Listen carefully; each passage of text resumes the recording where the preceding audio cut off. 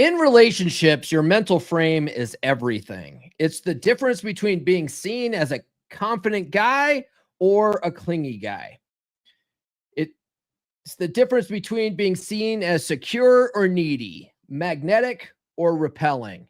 And today we're breaking down a brutally honest story from a guy who didn't cheat, he didn't lie, he didn't do anything wrong except lose his frame. And it might have cost him the love of his life. The question is, can you ever get it back once it slips?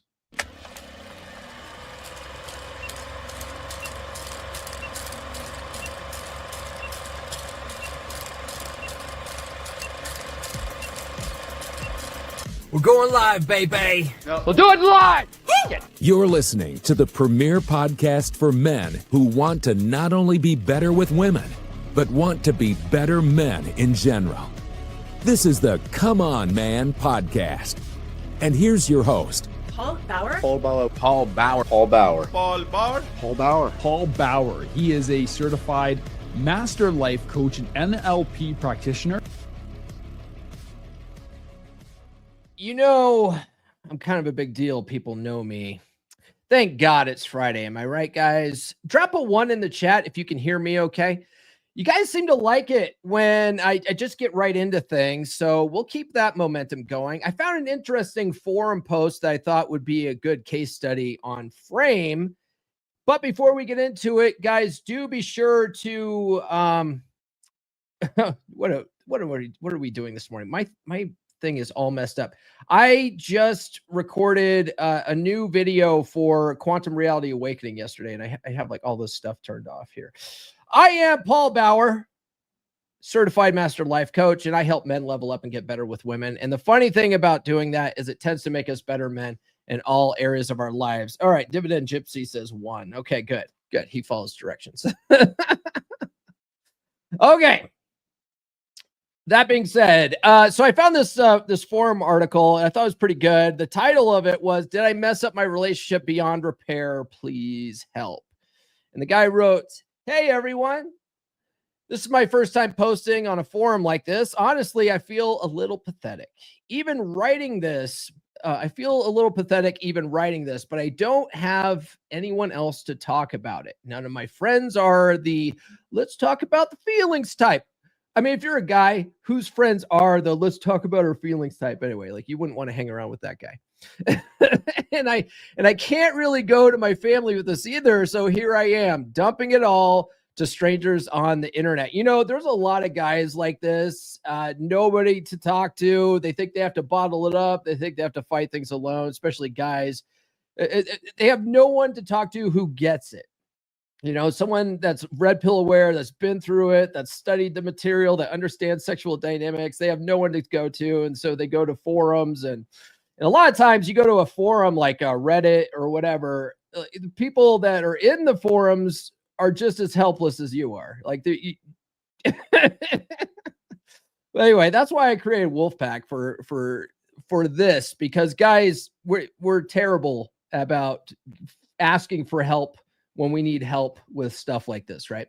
And so we go to a bunch of people who don't know their well, we can't say it not till the 8-minute mark. Their butt from their elbow about women and sexual dynamics and what really works, right? Anyway, so the guy says, I'm 34, my girlfriend is 29. We've been together for just over 2 years, so it's still pretty new relationship. When we first started dating, I felt like something out of a movie. We met at a mutual friend's birthday party. She was wearing this red dress. I remember it so clearly. We hit it off instantly, talking, laughing, even dancing a little, which I never do. At the end of the night, she gave me her number without me asking. I quickly texted her mine too. Well, she texted me the next morning, which kind of blew my mind because I thought I would be the one chasing her. Actually, that's a really good sign, man. You know, like if a girl reaches out to you first, I mean, that's really a sign of high interest. Like that's a good thing, right? Like out the gate, she's the one texting you first. That's a good sign. And in dating, testing for interest is one of the main goals. Okay. Like you only have a couple of things that you're really trying to do when you're dating, right? That's testing for interest, testing her ability to follow your lead, and otherwise facilitating fun and banging. Okay. I can't say the third F, right? But the three F's: facilitate, fun, and we're not at the 8-minute mark. I can't say it. But that's your only job when you're dating, right? So, so the fact that she's showing this high interest out the gate, that's great. That's a great thing. But the frame problem here, do you guys spot it? Did you guys spot the frame problem? He thought he would be chasing her. That's the wrong mental frame to have when dating.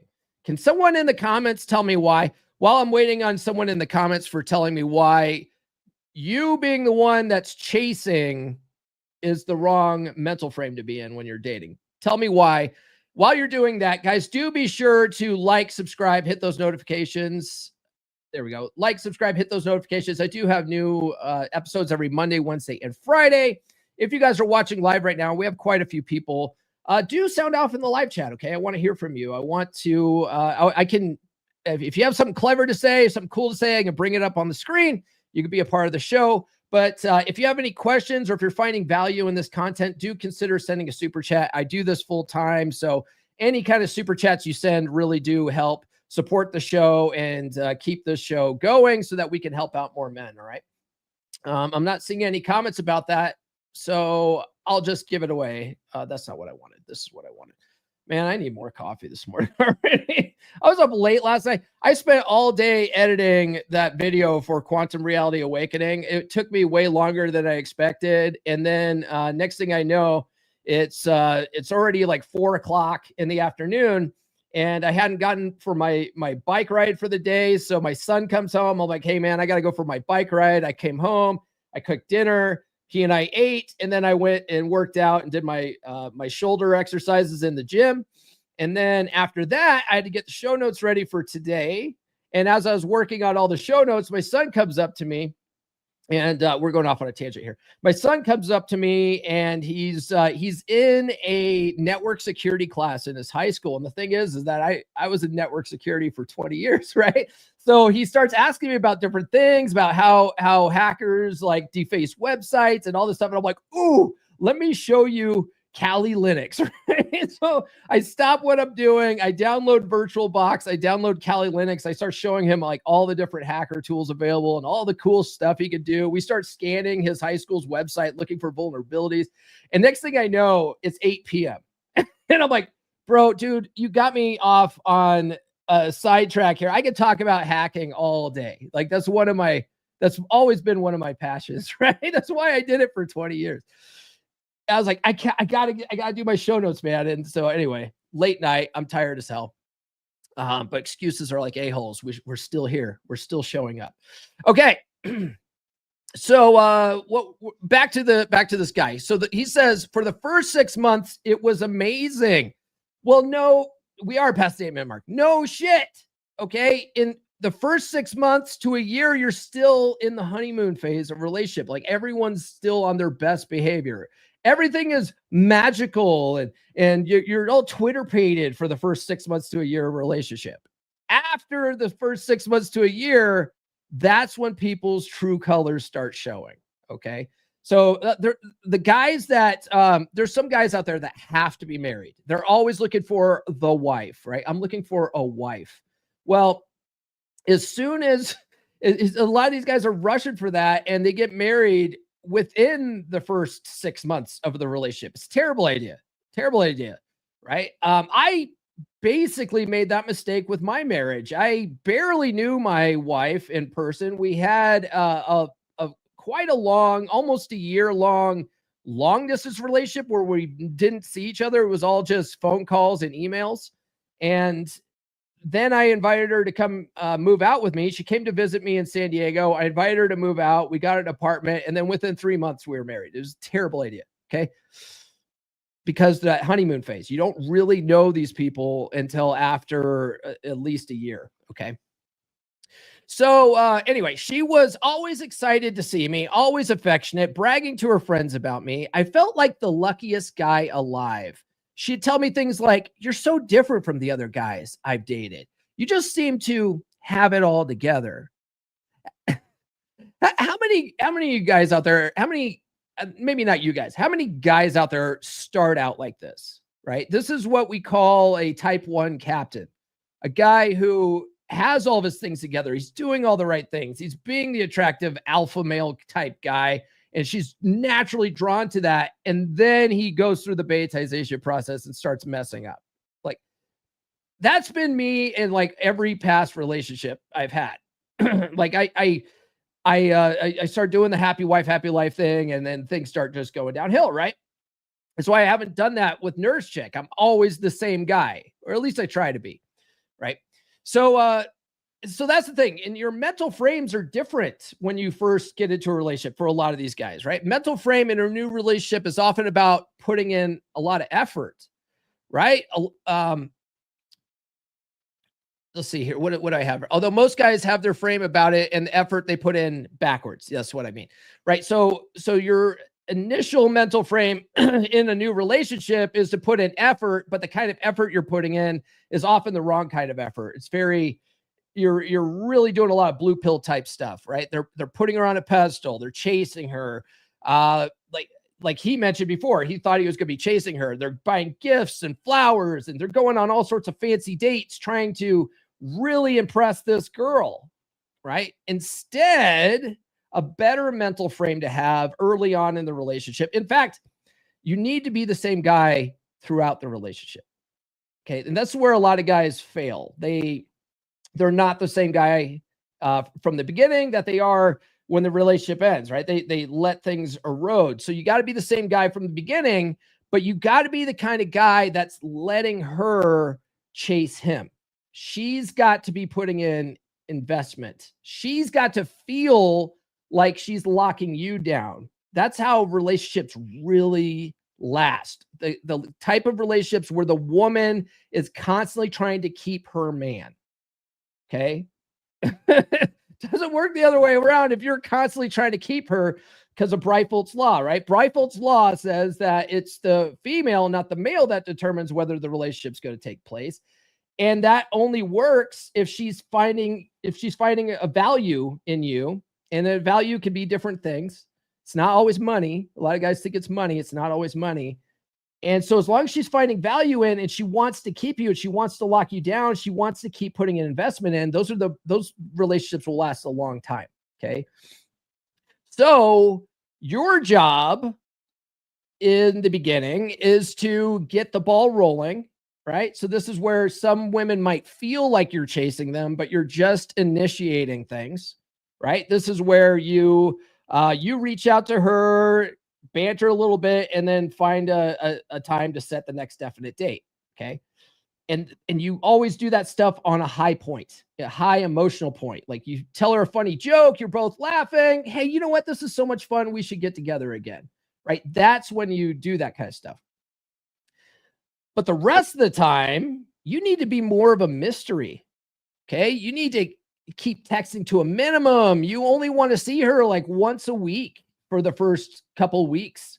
Okay. Until she is the one pursuing you. And the way that looks and the way women pursue men makes them feel like you're pursuing them. Okay. It's kind of funny how it works. But the way women pursue guys is they just put themselves in your orbit and hope you ask them out. So you are the one that's going to be asking them out, but you're going to be waiting a lot for them to be sort of putting themselves in your orbit. Okay. It looks like you haven't texted her in 2 days. So she reaches out to you saying, "Hey, stranger, I've been thinking about you."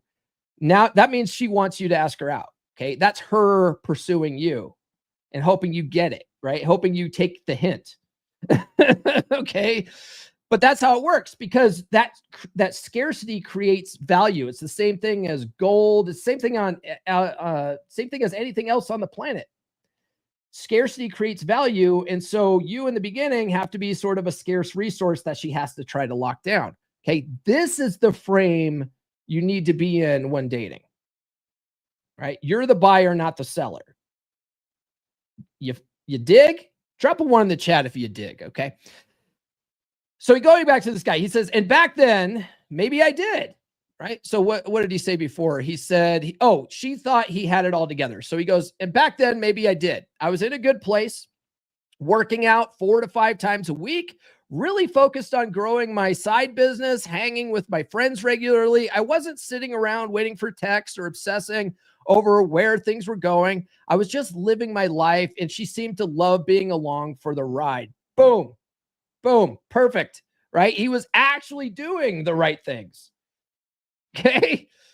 He was focused on his purpose, kept his social circles up, kept texting to a minimum. That's perfect. Perfect. You want to keep that going through a relationship. A lot of guys, when I tell them, hey man, texting's for logistics, it's for setting dates only, it's for setting a time so you can meet up and talk in person. A lot of guys ask me, okay, well, when can I just blow up her phone and text her all the fucking time? Never break that habit. Okay. Even when you're in a long-term relationship, you don't want to be texting her a play-by-play of your day, telling her how you just ate a ham sandwich and you just got done taking a shit and whatever you're doing all day. She don't give a fuck. And if you have all this time to text, that means you're not working on your purpose. You're now becoming an unattractive guy who's validation seeking. You're needy. You're trying to get interactions from her constantly. It becomes unattractive behavior over time. Okay, so break that habit. Paul, how do you break that habit? I'm glad you asked, internet man. Use mirror game. That's how I broke the habit. What's mirror game? Mirror game is where she texts you, okay? Or sorry, you text her, and then you time how long it takes her to text you back. And so maybe she waits an hour to text you back. Okay, so then you wait an hour and 20 minutes. So when she texts you, your gut instinct is to reply right away. You've been waiting for that text all day, right? Oh my God, love my life. Well, instead of doing that, reach for the timer on your phone and just say, okay, last time I reached out to her was an hour ago. Let's wait an hour and 13 minutes, right? So set a timer, then go work on your purpose. Okay. This by itself will make you less needy and less addicted to texting, because texting is an addiction. It's a dopamine addiction. Just getting that notification on your phone is a dopamine hit for most people. And so it's really easy to get drawn into that life, right? Ask me how I know. I used to be that guy. And so I don't do that. And Nurse Chick and I, we've been dating for going on 5 years now. We still don't do that. Like she might reach out occasionally and say, hey, hey, I miss you. Or she'll what she does a lot is she doesn't always text me. What she often does is sends me dirty posts from on Instagram or on TikTok that she finds. And she's like, hey, babe, hey, that's what that's what she'll say. And so those are like these small little fun interactions in between times when we get together, but otherwise we keep it to a minimum. And then I see her when she comes over. She's coming over this afternoon. She's going to be here all next week. Great. Magical relationship. Okay.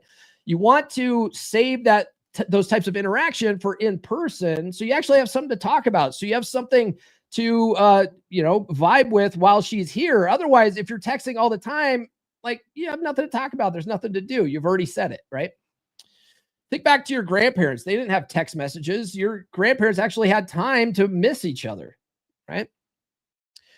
Okay. What did he say? So he was focused on his purpose, kept his social circles up, kept texting to a minimum. But somewhere along the line, things changed. I can't pinpoint exactly when, but maybe around the 1 year mark, I started prioritizing her over everything else. See, this is what I'm saying. We're all on our best behavior for the first 6 months to a year. So after about the 1 year mark, the honeymoon phase was over and he fell back into his beta blue pill programming and started putting her on a pedestal. Okay, there we have it. The dynamic changed when he started making her his priority. He stopped being his own mental point of origin. He's not in his own mental frame. He's in hers. You feel me? You feel me, dog? Okay. Oh, man. My son and I, we love the movie Pixels, and there's a scene in Pixels where one of the nerdy guys, the friends of Adam Sandler, he's talking to these big giant Navy SEALs, right? And he's like yelling at them like, they're man babies. You're a man baby, right? Because these guys are video gamers and they know how to defeat the alien enemies that are coming, they're fighting by playing video games, right? So these guys are there to train Navy SEALs how to fight using video games. And this nerdy guy is yelling at this big, huge, like 6'5" black dude. And he's like, do you feel me? Do you feel me, dog? And Adam Sandler's like, he's about to feel you. My son and I say that shit. Okay. Somewhere along the line, things change. Can't pinpoint exactly, but maybe around the 1 year mark, I started prioritizing her over everything else. The dynamic changed when he started making her his priority. He stopped being his own mental point of origin. If she wanted to hang out, I'd cancel plans with my friends. If she had a bad day, I'd drop everything to go cheer her up. At first, I thought that was just being a good boyfriend, but now I'm realizing maybe I lost myself in the process. Yeah. See, well, like when she's having a bad day, our gut instinct is to not allow her to not be happy, right? Happy wife, happy life. Oh my God, I got to fix this. I got to fix her emotions. Your job isn't to fix her emotions, okay? If she's unhappy, she's got to feel those emotions. That's how women process things, okay? Let her just, okay, honey, that sucks, right? That sucks. You're dealing with that. All right, that's it. Like, you don't have to drop everything to go cheer her up. But this is one of the ways that women unconsciously shit test us. They're not doing it consciously. Okay. And this is a good friend of mine, one of my old 3% brothers. He's technically in the Wolfpack. He's not active in there very much anymore.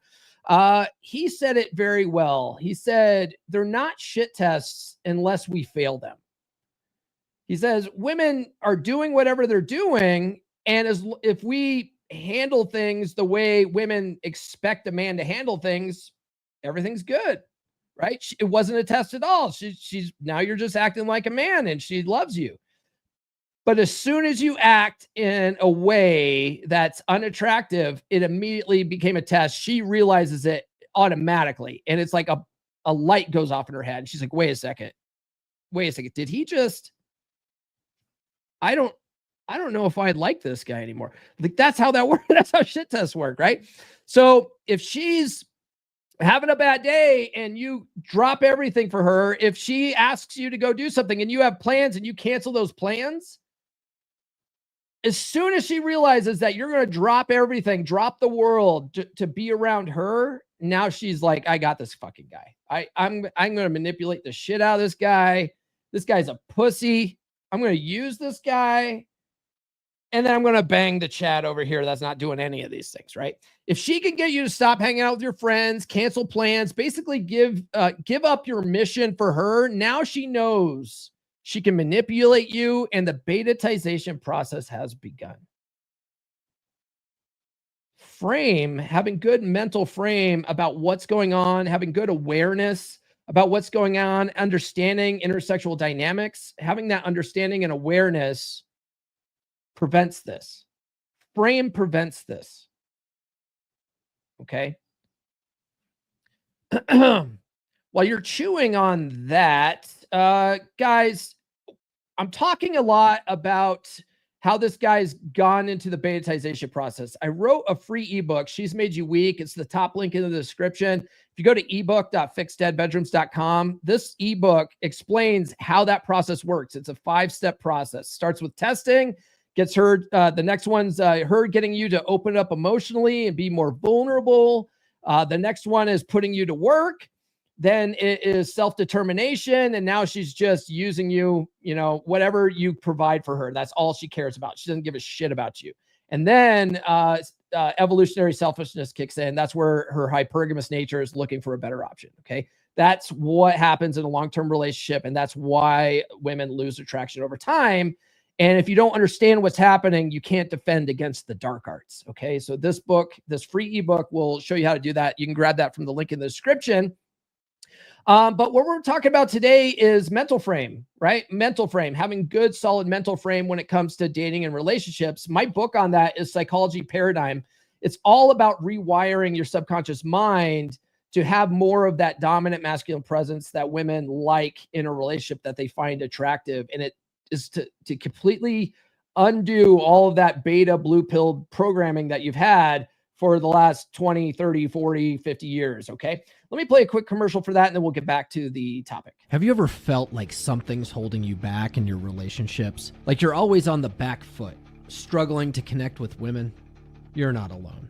Many men are taught to be weak, to defer, to play small around women by their upbringing, by society, by the very world that shaped them. But what if you could break free from the invisible chains that have held you back? What if you could rewrite the script, reprogram the paradigm that's been running your life? This is your chance to step into the man you were always meant to be. In The Essential Skills of a Masculine Presence, Psychology Paradigm by Paul Bauer, the first book in R.P. Thor's groundbreaking series, you'll learn how to understand and transform the paradigms that have shaped your life. You'll discover how to develop a dominant masculine presence, one that commands respect, inspires trust, and brings fulfillment to your relationships. Don't wait for life to change on its own. Take control. Order your copy of The Essential Skills of a Masculine Presence, Psychology Paradigm now on Amazon. Available in hardcover, paperback, or on Kindle. This is more than a book. It's your roadmap to a life of purpose, strength, and success. Make the decision today. Reprogram your life and step into the man you were meant to be. Definitely do that. The link for that's in the description. I also dropped it in the chat there. You can also go to books.comeonmanpod.com. That will, if you use HTTP books.comeonmanpod.com, it's a DNS redirect. It'll redirect you to my Amazon authors page where you can find all my books there. We got a bunch of people in the chats today. Nurse Chick's in the house. She said, "Good morning, gentlemen. Happy hump day. Happy official hump day. If you know, you know." So naughty. She's so dirty. I'm going to come. I will, because it is our hump day because she comes back today. Speaking of which, Nurse Chick wrote a book, Belly's Full, Balls Empty. You can grab that on Amazon too. It's the only one with that title. Because, she knows what she's doing. She knows exactly what she's doing. Okay. Her girl game's on point. All right. Jerry says, okay, prayers. Dividend Gypsy says, good morning, guys. Ray Leyland, brother Ray from Wolfpack says, choose a woman that chooses you. Yep. I think David D'Angelo coined that phrase. Chasing equals putting her on a pedestal. Absolutely. Is the 8-minute thing actually real or is it just speculation? I think what I actually read is no bad language in the first 8 seconds of a video, but just to be on the safe side, I extend that out to 8 minutes to try to avoid it, to avoid demonetization. But I'll tell you what, when I'm doing those super chats for the Wolfpack or guys that send $10 or $20 super chats, and I play the booty video or the shaking tits video, my videos get demonetized even after the 8-minute mark. So I don't know. Who knows, man? They're always watching. Sounds like she's love bombing. She wants to get the wedding and the baby ASAP, maybe. I can't stand people who are constantly on the phone anyway. You would hate me, man, because it's my job. This is my full-time job. I'm a social media influencer. I got to respond to comments. I'm sure it drives Nurse Chick nuts. Let's see here. I have heard allowing for enough space to miss each other referred to as relationship fasting. Okay. All right. That's an interesting term. I kind of dig that. All right. Yeah, we're going to get into that. But yeah, I mean, attraction grows in space. That's one of the things I learned from Christopher Canwell, Okay. Fast forward to last weekend, and the whole reason I'm writing this, we went to a barbecue at one of our friends' houses. Is it really our friends' houses? Like, usually it's her friends, and she's making you hang out with her friends' boyfriends or husbands, right? Guys don't have a lot of friends, right? Like, once guys get into a relationship, they let their social circles go. Even if you don't intend to, your other blue-pilled buddies are doing that. They're not hanging out with you anymore because they got to hang out with their girl all the time, and next thing you know, you don't have any friends. That's what happens to men, right? So is it really our friends? I don't know. Anyway, I digress. It was a chill thing. Lots of people, food, music, drinks. One of her old college buddies was there. I've met him a couple of times before. He's the loud, funny guy in the group. The one who always has a story, always gets people laughing. Kind of sounds like an AMOG, right? Like, I've never really liked him, not because he's done anything to me personally, but I just get a bad vibe. He's very touchy, very flirty by nature. You probably know the type. Yeah, the kind of guy you should be. That's the kind of guy you should be.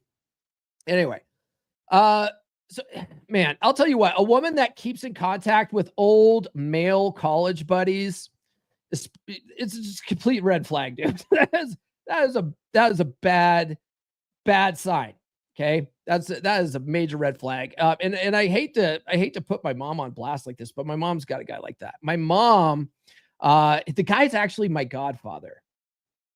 That's a little weird, right? Like, the guy's actually my godfather. I know he's not my real father, though. I know for a fact.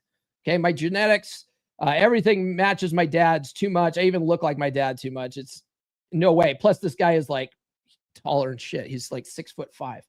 Anyway, I didn't think of it much when I was growing up as a kid, but after I got red pilled, like, I can't stop thinking about how kind of messed up that is. It's kind of messed up. My mom turns 78 next week on the 26th, and she's still in contact with the guy. Every once in a while, she'll mention him. She's like, oh, by the way, so-and-so sent a card. Hey, so-and-so called me. Or I was just talking to so-and-so the other day. Like, why are you talking to this guy? He lives in Hawaii, though, so like nothing can possibly happen. but you know what I mean? Like, it's fucking weird, right? Oh, and my mom was a nurse, by the way. Oh my God, right? And in all seriousness, allowing your girl to hang out with old potential flings, it's just a bad idea. And being able to set that boundary is another excellent example of something that requires strong frame, right? A part of that frame is being willing to drop her if she doesn't comply. I'm going to say that again. A part of having that mental frame, that strong mental frame about stuff like this and boundaries, is being willing to drop her and letting her walk away. Okay. You have to be willing to let these women go. You have to. A lot of guys have such a scarcity mindset with women that you allow them to do this toxic crap simply because you don't think you can find someone else. That's all up here. Okay. That's all up here. That's all your mental frame. You need to develop an abundant mindset with women and with everything else in life for that matter. You have to have an abundant mindset. Okay. So he says, well, the whole night I couldn't stop noticing how much attention she was giving him, laughing at all of his stories, leaning in close, even touching his arm a couple of times. What does that sound like to you guys? Maybe she does that with everyone. I don't know, but it felt different. It felt like she was enjoying it too much. Guys, trust your gut. Trust your gut. If you've got bells and whistles and alarm signaling, something's off.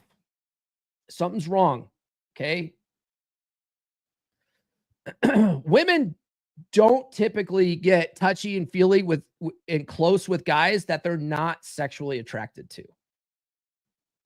This is why, like, when you're on a date and a woman is finding excuses to bump into you and touch your arm and whatever, you know, like if they see a bracelet and they reach out and they grab your bracelet and start playing with that shit, that's them signaling to you that they like you. Okay. So if your girl is doing that to other guys, it's not just innocent, playful. She's sexually attracted to that guy and she's letting him know. Okay. Before we finish this guy's posts, I only have one question for you guys. Who wants to run with the wolves? Bear club? Not anymore.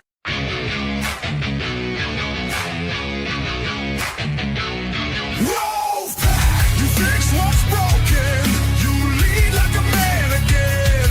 No pity, no therapy.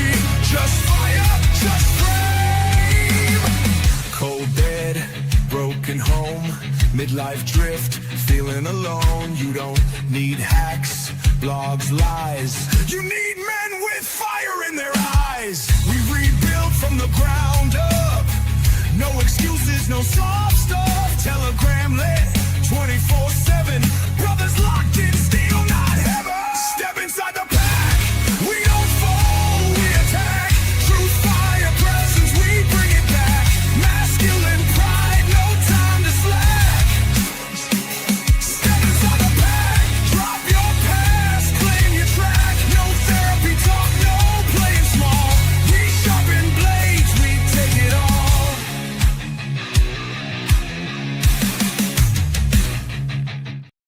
Yeah, get in the pack. The next Wolfpack, private Wolfpack pod class will be on the 6th. The 6th. Get in before then. It's only $10 a month. And then, guys, if you guys want me to make a dedicated video, maybe you have a question or something like this guy, and you want me to break it down and talk about it, I do those on Tuesday evenings. You can do that by going to video.comeonmanpod.com and sponsor a video that way. Drop a link to the chat there. And then, guys, if you want to work with me one-on-one, you can book a breakthrough and battle plan call. It's an hour-long session. Go to call.fixeddeadbedrooms.com for that. All right. Let's get back into this guy and let's wrap up his post here. So he says, instead of brushing it off, I started spiraling in my head. Okay. Remember, she was all touchy-feely with her old college buddy and mutual college friend, right? He says, my whole mood shifted. I went from being relaxed and having fun to sitting in the corner watching her like a hawk. Everyone else probably thought I was being antisocial, but in reality, I was just stuck in my own head.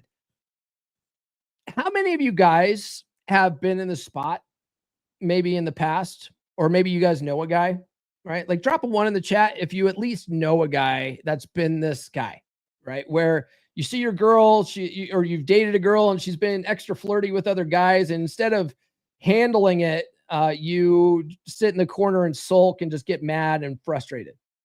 Okay, how many of you guys do that? The thing is that he isn't his own mental he's not his own mental point of origin. Okay, right now he's totally living in her reality. He's worried about what she's doing, what she's not doing. He's letting it impact his emotions. He's probably feeling a lot of anxiety while running made-up scenarios in his head, right? She might not have been banging him in college. She probably was, though. But maybe she wasn't. But in his head, that's all he can picture. That's all he can picture, and it's consuming him. Yeah. What he's not doing is staying in his own mental frame. He's not doing that. He's totally living in her world right now and picturing all these scenarios about her. He's not the main character in his own story. He says, at one point, I pulled her aside and straight up asked, do you like him more than me or something? Ouch, man. Like that kind of emotional reaction out of jealousy, it really signals weakness and insecurity. Okay. Now, mate guarding is natural. It's a natural instinctual response. But once you let those emotions control your reactions, you've lost all frame.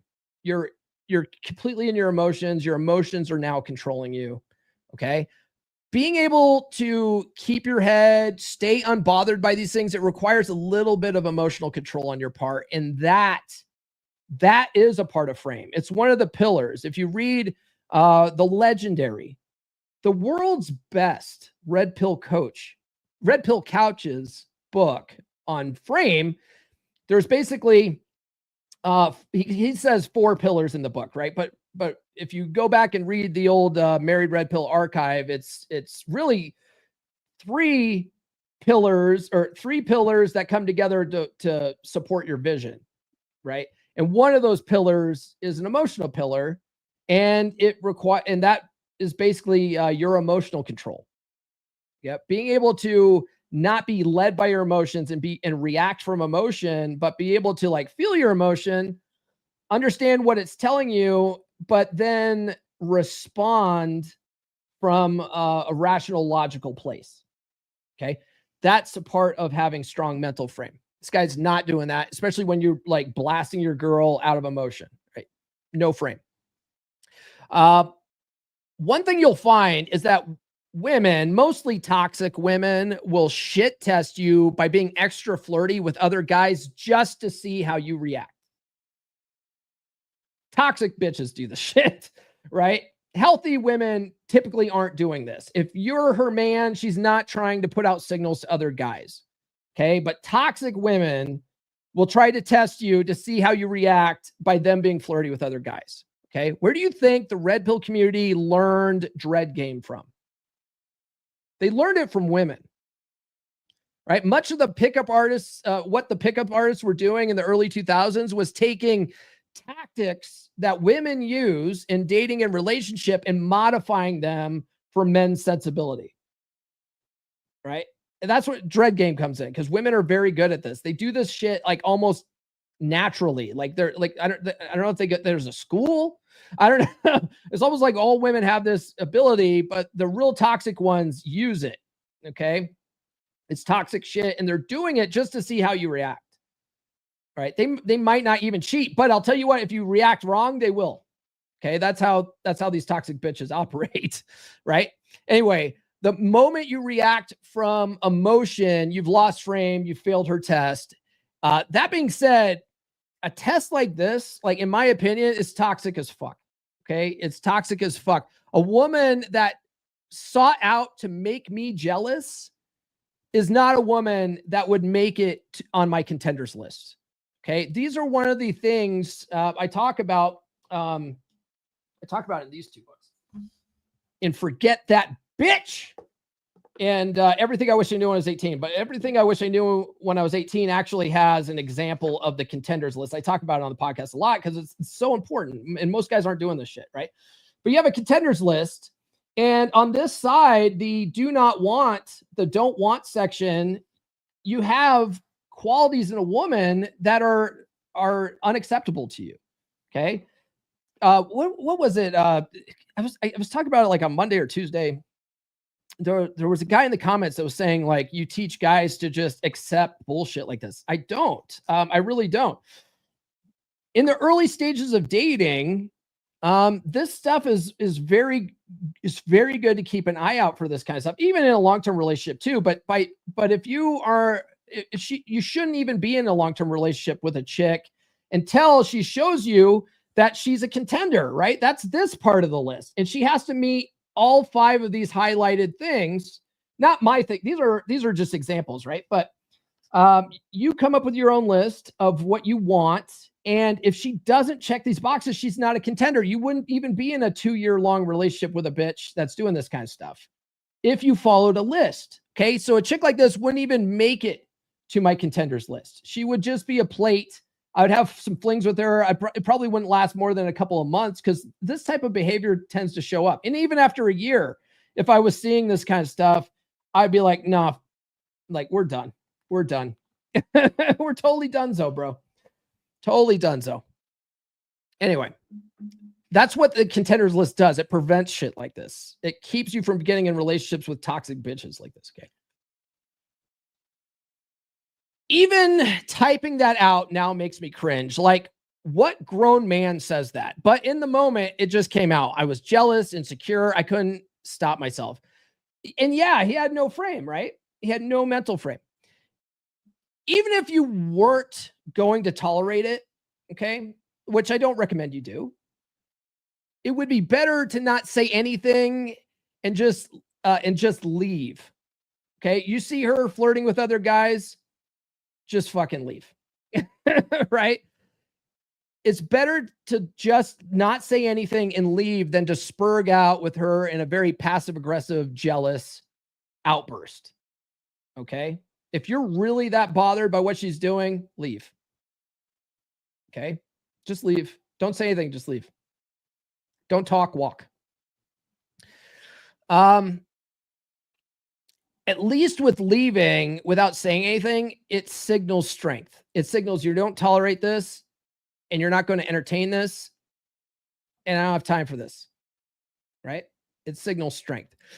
Corey Wayne had a very similar story in How to Be a 3% Man. He was invited to a gal's party and she ignored him the whole night. There was a whole bunch of guys there that she was probably seeing, and she was chatting with everybody but him. So he left.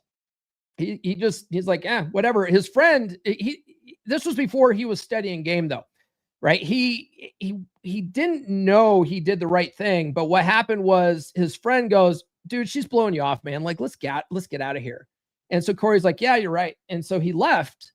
And then the next day she was chasing after him, wondering what happened to him. She's like, I looked all over for you. I couldn't find you. And he's like, what?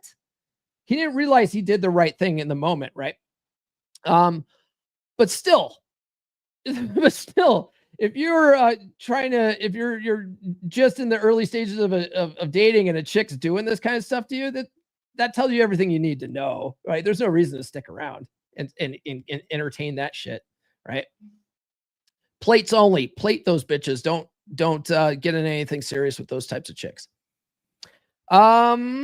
She looked at me like I was crazy and said, what are you talking about? You're acting weird. Do you love that gaslighting? Like where women just act like they're, oh no, everything I'm doing is fucking innocent. Blah, blah, blah, blah, blah, blah, blah. Guys, by the way, smashing like is alpha. All right. There's like almost 40 people watching right now. Smash that like button, would you? So anyway, she looked at me like I was crazy. What are you talking about? You're acting weird. Total fucking gaslighting. Love women that do that. On the drive home, I barely said a word. I thought maybe she'd reassure me, but instead she got frustrated and said, you're being insecure and it's really unattractive. She's not wrong. Okay. Acting weak and insecure is unattractive behavior. And we often talk about it in the red pill space. Be attractive. Don't be unattractive. Right? Be attractive is going to the gym, wearing clothes that fit, making sure your beard's nice and trimmed and stuff like that. Although, God, I've got this short beard, and in the morning when I'm recording my TikToks, like I don't notice it until after I'm done editing, but my beard is like all over the place sometimes. Like, fuck, I forgot to brush it. I got to brush it down. But that's part of being attractive. And then not being unattractive is your behavior, being insecure, being weak, being needy, all that kind of stuff. But validation seeking, that's unattractive behavior. Okay. You got to watch that shit. It's not just about your physical appearance. It's about how you show up. So it's unattractive. She's not wrong. That cut deep because I knew she was right. I was being insecure. I was acting needy, but hearing her say it out loud like that, it was like she saw right through me. Since then, she's been distant. Short texts, taking longer to reply, not really wanting to hang out.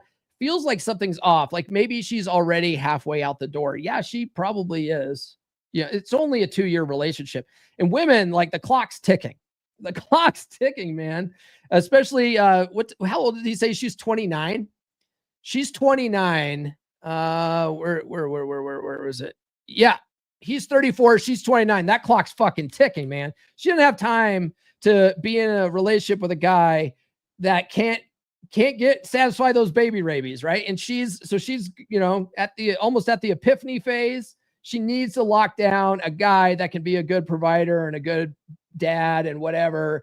And women are like younger, especially younger women like that are like on the clock. They're not going to tolerate that shit. They're not. And so as soon as you fail those tests, like a lot of them are going to start pulling back. Okay. Where were we? Let's see here. I couldn't stop. So yeah, let's see. We're not there. Where are we at? Yeah, she probably is. The only reason she's not dumping you outright, probably, if this guy's watching, he's probably not. The only reason she's not dumping you outright is because she's probably lining up one of her male orbiters. Right? A lot of these women don't want to just dump you outright until they've secured their next guy. And all women have male orbiters of some sort in the background. They all do, And a lot of God, there was an article out there that says something like 75% of women have a backup guy in mind, right? So like if you ask them, hey, if this relationship doesn't work out, like which guys do you know would you probably pursue dating? And they all have a guy. Okay. They all have a backup option. You never want to be her backup option, but they all have one.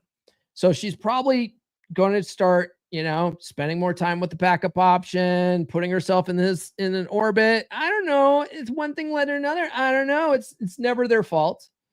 I was just on a lady's podcast the other day. The podcast is called The Scarlet Edit. She's a very nice woman. She asked very good questions. She was a very great host. The reason why she started her podcast was because she was the other woman in an affair for several years. And one of the things she said on the episode is, affairs, they don't happen on purpose. They just happen. Like for women, they just happen. Right. I think for men, they do just happen. But for women, they make it happen by putting themselves in their orbit, right? Like a guy that, if she was truly in love with her boyfriend or her husband, and a guy said, hey, let's go get some lunch, right? Like Bob from accounting says, hey, Susan, let's go get some lunch. She would be like, I can't, I'm married, or I can't, I got a boyfriend, right? But all of a sudden, when she's got her options open and she's like, yeah, it's just an innocent lunch. Of course. Oh, it's at your house? Sure. I'll let you make me lunch. What could possibly happen?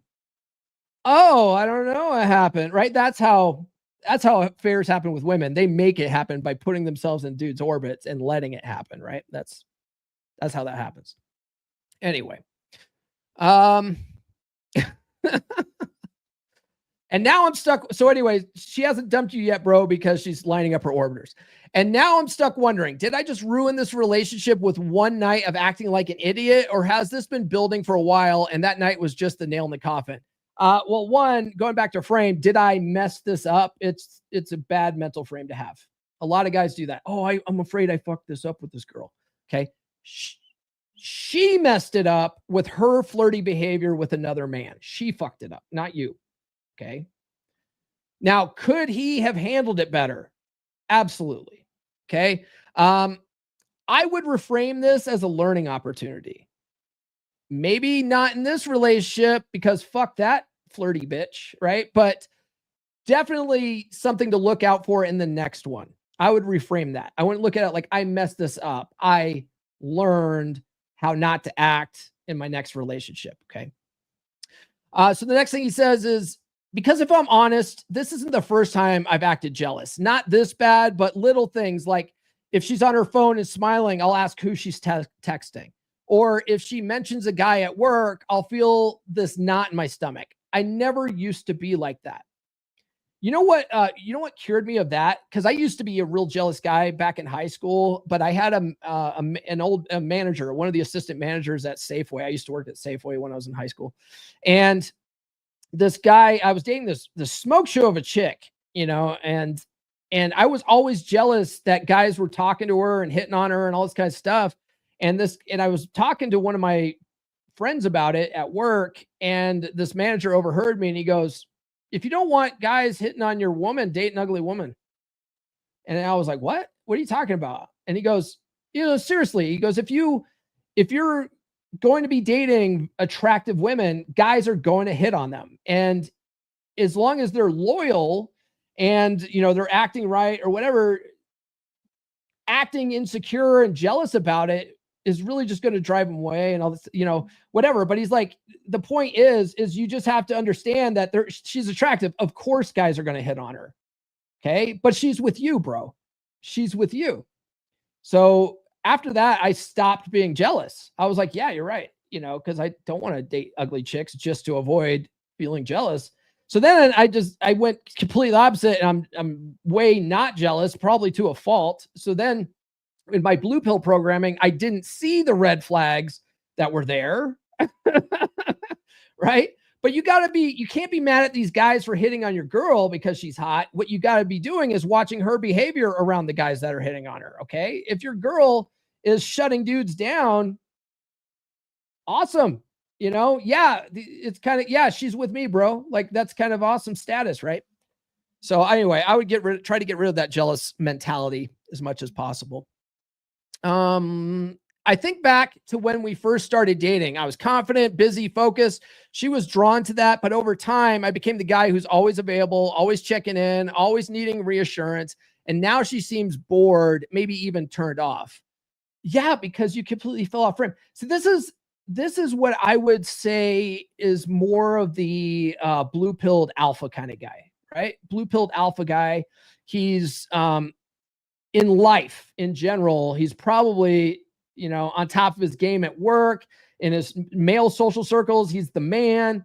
But when it comes to women, he turns to putty, right? That's like that's I would say would be a blue-pilled alpha kind of guy, right?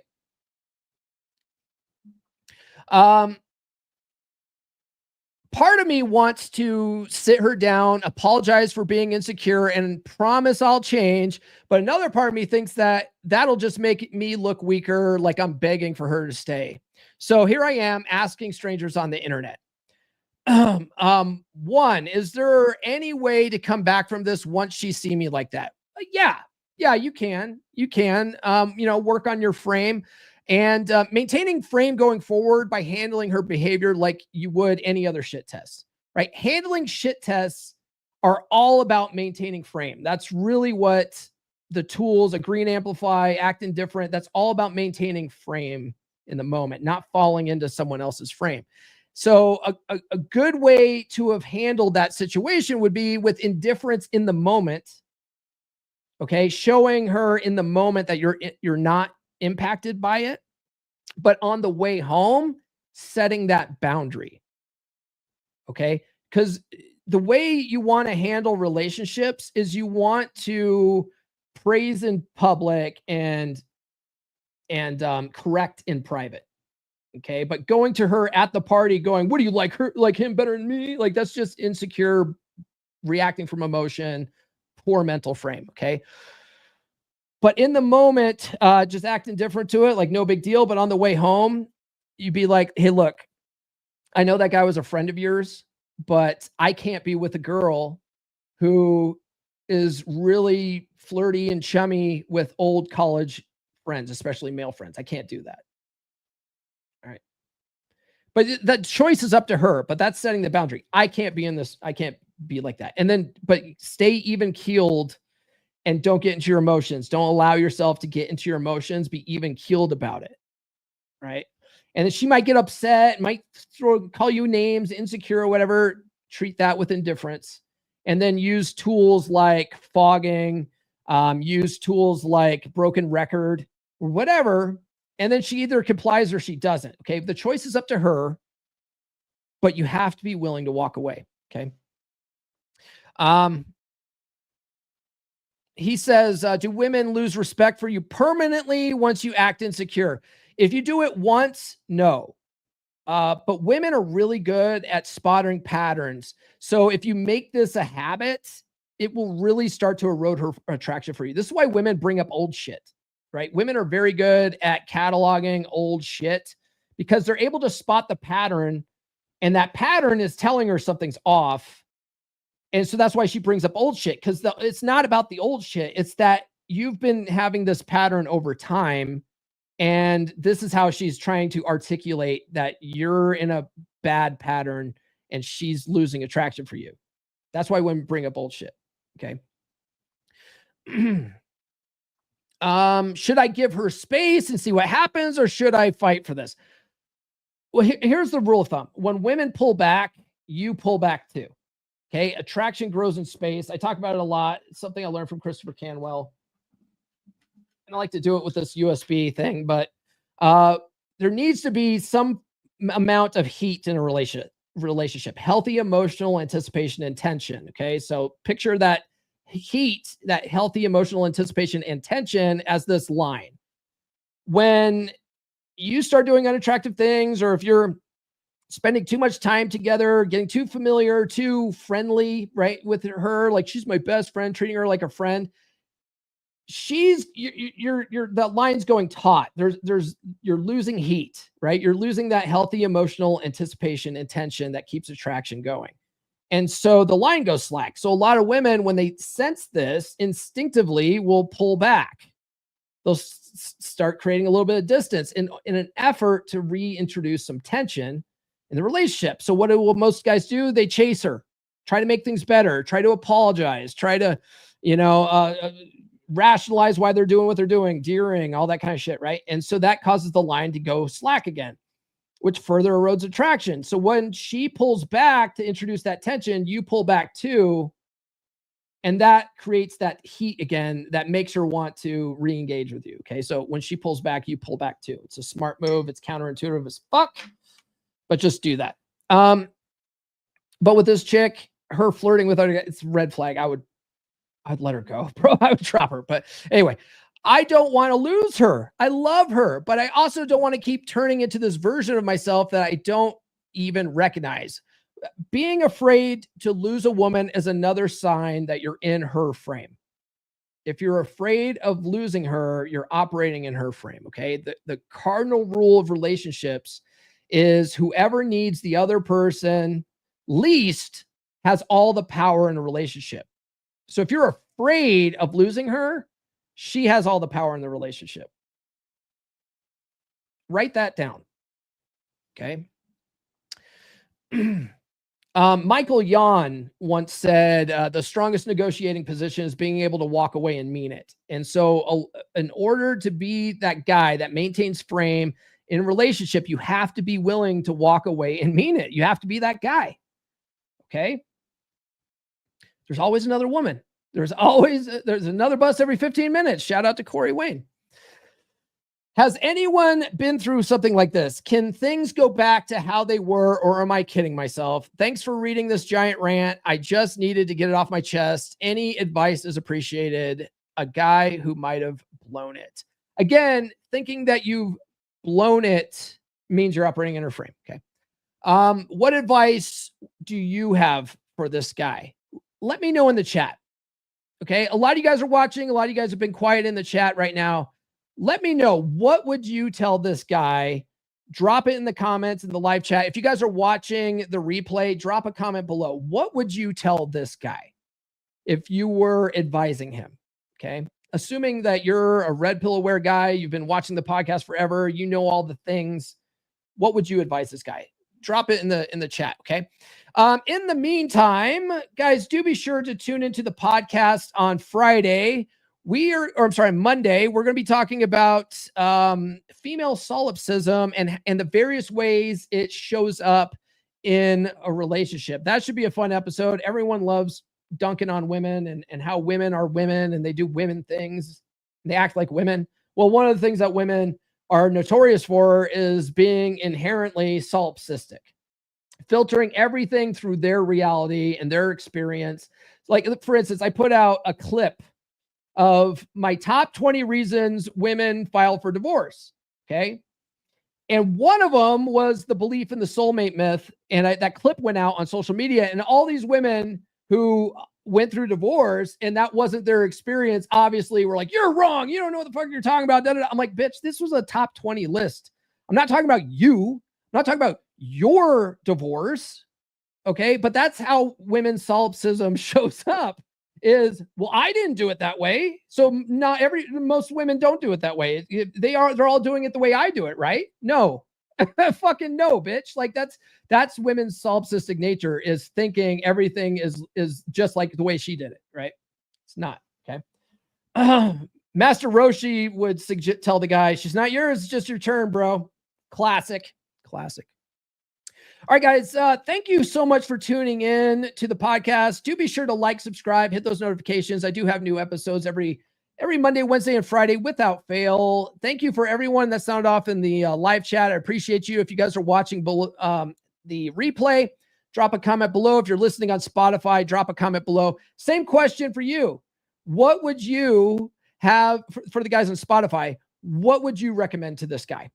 Like, sound off on Spotify for that. I'd love to hear you. No super chats today. Not mad, just disappointed. I know y'all have the money. Y'all are sending these 304s, $500 super chats.